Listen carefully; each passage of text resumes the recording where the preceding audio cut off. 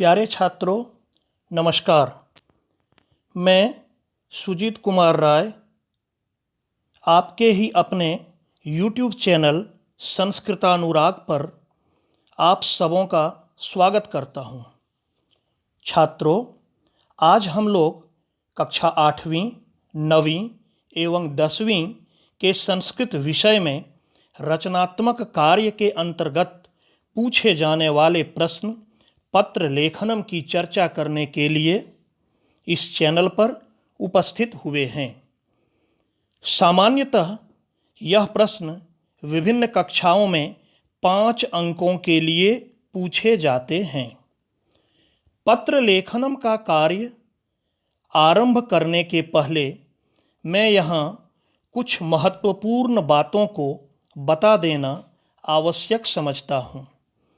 सर्वप्रथम दिए गए निर्देशों को अच्छी तरह से पढ़कर समझना आवश्यक है कि पत्र किस विषय पर आधारित है तथा कौन किसे पत्र लिख रहा है। पत्र के ऊपर दाहिनी अथवा बाईं ओर पत्र लिखने वाले का पता एवं ठीक उसके नीचे दिनांक लिखना आवश्यक होता है। सामान्यतः स्थान सूचक शब्दों में पंचमी विभक्ति अथवा तसिल प्रत्यय का प्रयोग किया जाता है।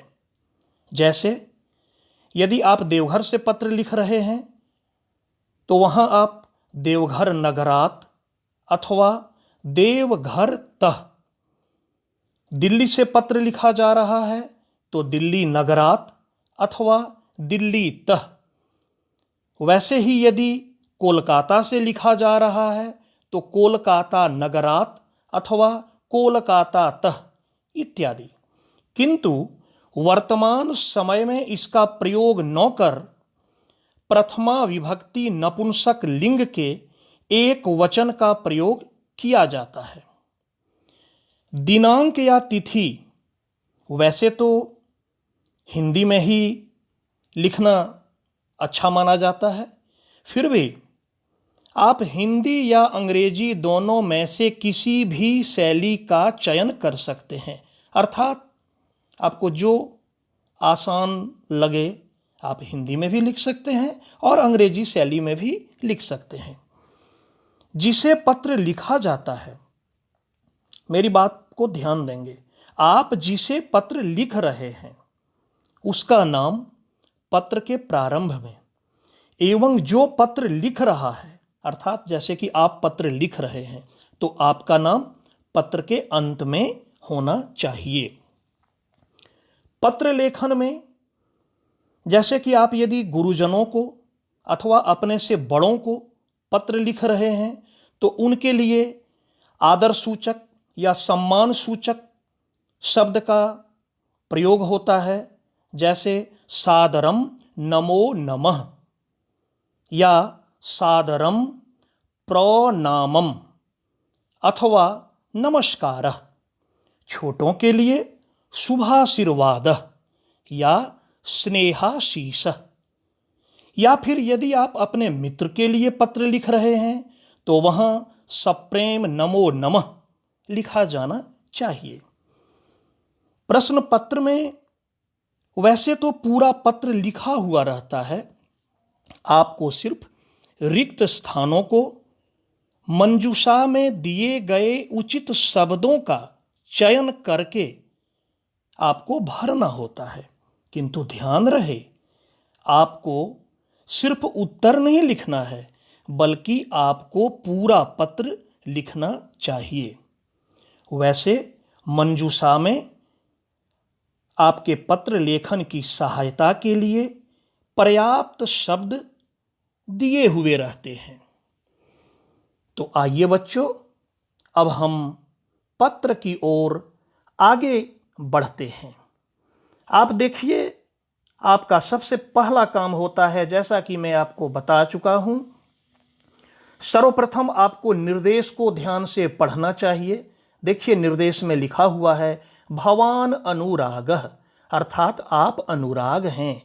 भवतः मित्राय, आपके मित्र के लिए। रक्तदान शिविर विषयकम, रक्तदान शिविर विषयक।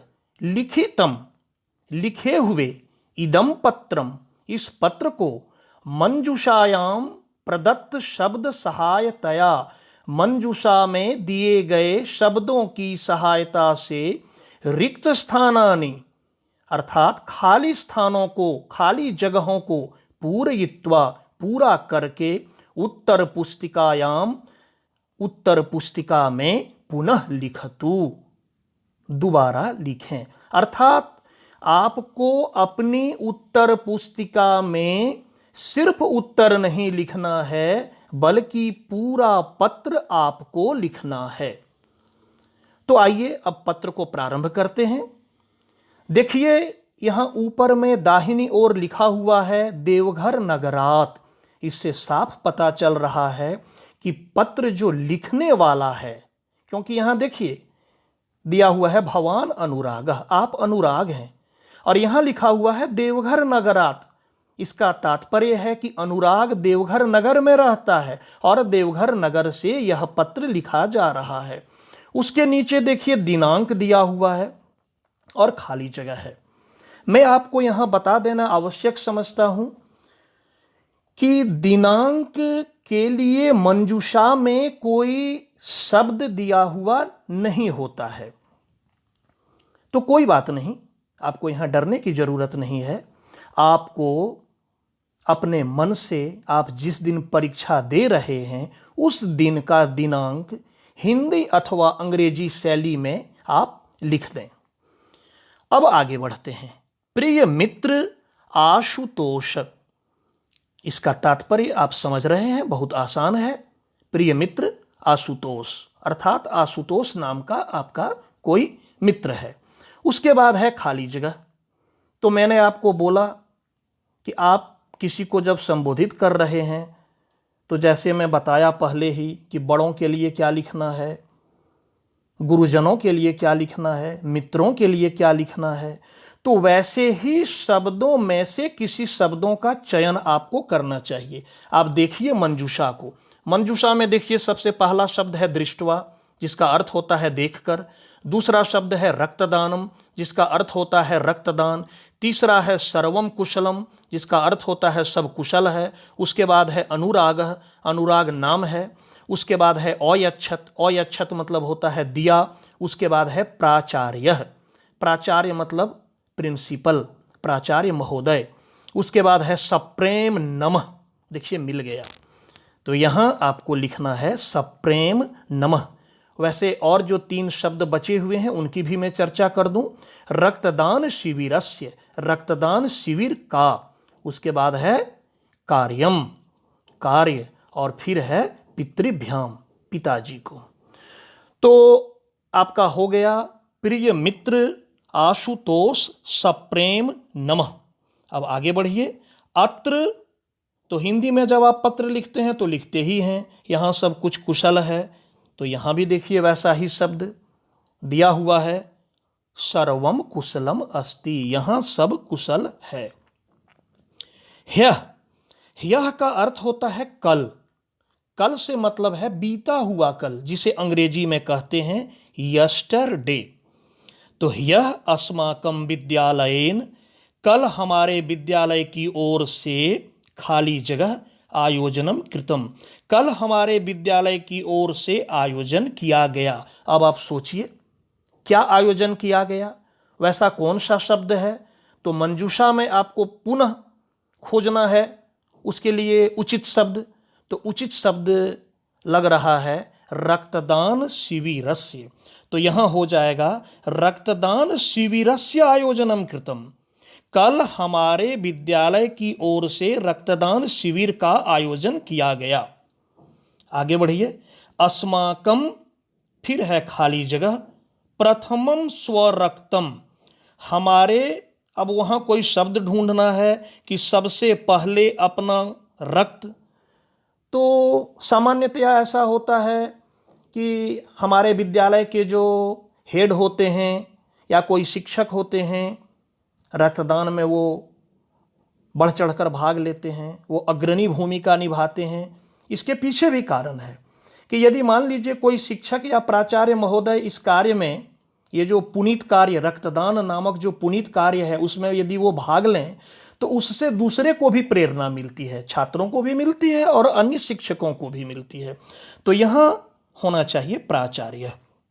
अस्माकं प्राचार्य प्रथमम स्वरक्तम, पहले अपना रक्त, उसके बाद अयच्छत, दिया अथवा दिए। छात्रानाम उत्साहम, मैं बोला था कि जब कोई महत्वपूर्ण व्यक्ति इस कार्य में भाग लेते हैं तो बाकी को भी प्रेरणा मिलती है। तो छात्रानाम उत्साहम, छात्रों के उत्साह को, अब ढूंढिए यहाँ कौन सा शब्द होना चाहिए, तो दृष्टवा, देखकर, छात्रों के उत्साह को देखकर। मया अपि, ये जो वाक्य है ये वाक्य कर्मवाच्य में है, क्योंकि कर्मवाच्य में कर्ता में तृतीया विभक्ति हो जाती है। देखिए यहाँ मया में तृतीया विभक्ति है, अस्मत् शब्दरूप तृतीया एकवचन मया। मया अपि, फिर है खाली जगह, रक्तदानम कृतम, यहाँ रक्तदान होना चाहिए, क्योंकि जब हम पूरे वाक्य पर ध्यान दे रहे हैं तो यहाँ के लिए सही शब्द वही प्रतीत हो रहा है, रक्तदान। तो मया अपि रक्तदानम कृतम, मेरे द्वारा भी रक्तदान किया गया अथवा मैंने भी रक्तदान किया। आशास्ति, आशा है। भवान अपि, आप भी। अस्मिन, इस, फिर है खाली जगह, योगदानम करिष्यति, योगदान करेंगे।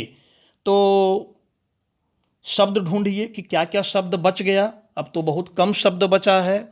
एक बच गया अनुराग, एक बच गया पितृभ्याम, फिर बच गया कार्ये। तो यहाँ कार्ये होगा। अस्मिन कार्ये योगदानम करिष्यति। शेषम कुशलम विद्यते, शेष कुशल है। फिर है खाली जगह, नमः, नमस्कार। तो किसको नमस्कार? पितृभ्याम नमः, पिताजी को नमस्कार। भवतः मित्रम, आपका मित्र। अब सिर्फ और सिर्फ एक शब्द बच गया और आपको निर्देश में ही लिखा गया है कि आप अनुराग हैं और आपका नाम नीचे होना चाहिए। तो बिल्कुल आप यहाँ अपना नाम डाल दीजिए, अनुराग। इस तरह से इस पत्र लेखन का कार्य पूरा हुआ और आपने पहले प्रयास आपको करना है और उसके बाद आप उत्तर के द्वारा जांच भी कर सकते हैं। आपके और भी अभ्यास कार्य को करने के लिए मैं यहाँ 5-6 पत्रों का उल्लेख किया हूँ, स्लाइड में आप देख पा रहे हैं। यहाँ आप ध्यान से देखिए, सब आसान आसान पत्र हैं, आपको प्रयास करना है और कुल 6 पत्र दिए हुए हैं। तो पहले आपको अभ्यास करना है, पहले आपको उत्तर पर ध्यान नहीं देना है और अभ्यास करने के पश्चात आपने कैसा बनाया उसका मूल्यांकन करने के लिए स्वतः मूल्यांकन आपको करना है, खुद जांच करना है और यहाँ उत्तरानी दिया हुआ है, उत्तर से आप जांच करेंगे। तो बच्चों, मैं उम्मीद करता हूँ आपको आज का मेरा यह वीडियो पत्र लेखनम अच्छा लगा होगा, आपको समझ में आया होगा। और यदि मेरा यह वीडियो आपको अच्छा लगा, पसंद आया, तो कृपया लाइक, कमेंट और शेयर के माध्यम से मुझे और प्रोत्साहित करने का आप कार्य करें, ताकि आगे मैं आपके लिए और भी ऐसे ही सुंदर, ज्ञानवर्धक, उपयोगी वीडियो बनाने का कार्य करता रहूं।